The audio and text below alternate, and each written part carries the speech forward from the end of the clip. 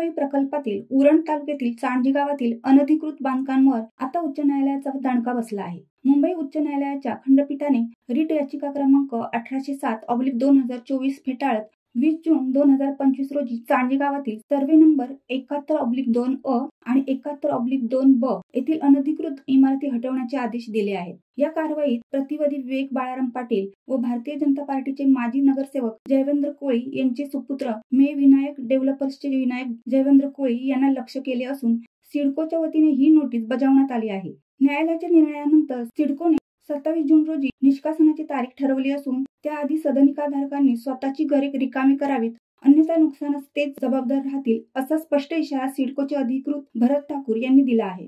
सदर नोटीस इमारतींच्या भिंतीवर लावण्यात आली असून त्यामुळे रहिवाशांमध्ये एकच गोंधळ आणि घबराट निर्माण झाली आहे।